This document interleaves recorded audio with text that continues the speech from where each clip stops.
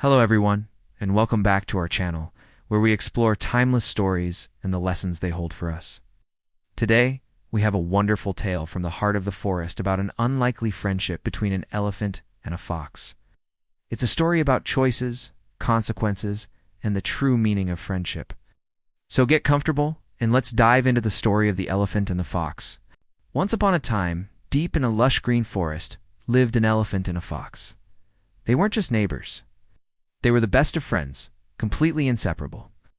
Their days were filled with shared adventures and quiet companionship. One sunny afternoon, a tantalizing aroma drifted on the breeze from across the river. It was the sweet scent of a sugarcane field, ripe for the picking. The elephant, with a rumble in his tummy, turned to his little friend. "Oh, Fox," he said, his voice full of longing.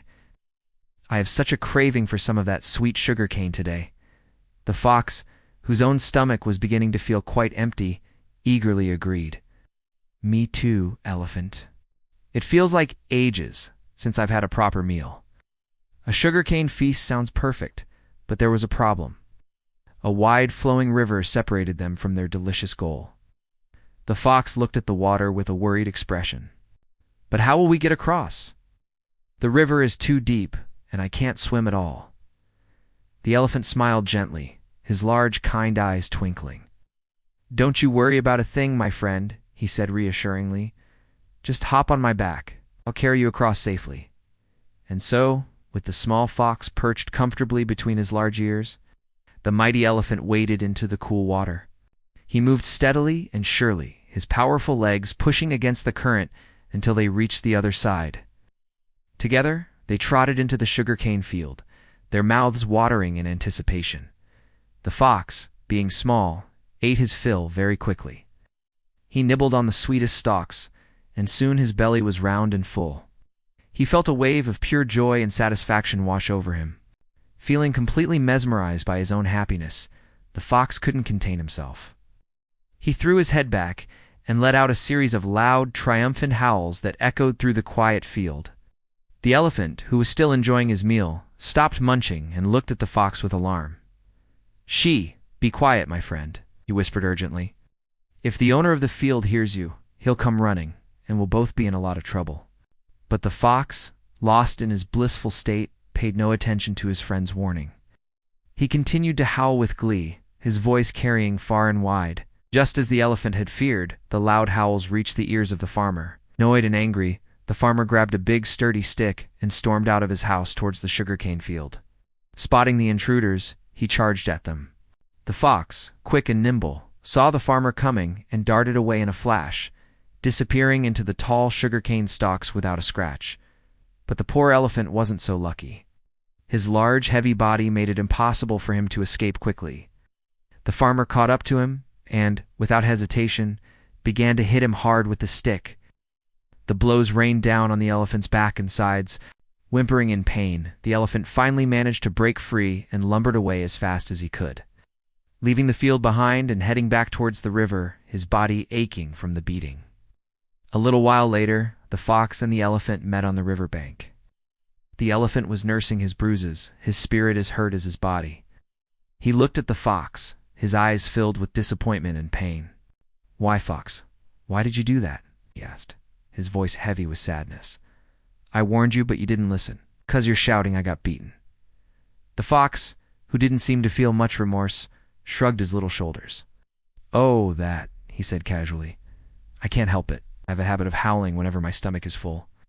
It's just something I do." The elephant looked at his friend, his expression unreadable. He didn't say another word. It was time to go home, and they still had to cross the river. Just like before, the fox climbed onto the elephant's broad back. The elephant entered the water and began the journey back to their side of the forest. Everything seemed normal until they reached the deepest part of the river. Suddenly, without any warning, the elephant took a deep breath and plunged himself deep into the water, taking the fox down with him. The fox came up sputtering and gasping for air, completely terrified. The water swirled around him and he clung desperately to the elephant's back. "What are you doing?" he shrieked, his voice filled with panic. "Are you crazy? I'll drown. I'll die if you do that again." The elephant calmly surfaced, water streaming down his face. He looked at the trembling fox and said in a very even tone, "Oh, I can't help it. I have a habit of taking a nice, long bath in the river right after I eat sugarcane." In that moment, everything clicked for the fox. He understood. The elephant was teaching him a lesson, giving him a taste of his own medicine. The fear of drowning was just as real and terrifying as the pain of the farmer's stick. Shame washed over the little fox as he realized how selfish and thoughtless he had been. He had enjoyed his full belly while his friends suffered the consequences. "I'm sorry," the fox whispered, his voice trembling. "I'm so sorry, Elephant. I was wrong. I was only thinking of my own happiness, and I didn't care that I was putting you in danger. Please forgive me." He looked at the elephant with genuine remorse in his eyes. Seeing the sincerity in his friend's apology, the elephant's expression softened. He knew his friend had finally understood the gravity of his actions. He gently rose from the water and carried the fox safely to the shore. The fox had learned a powerful lesson that day. From that day forward, the fox was a changed creature. He never again acted selfishly or caused harm to anyone for his own pleasure. He and the elephant continued their friendship, but now it was stronger and built on a foundation of mutual respect and consideration. The moral of this story is quite profound.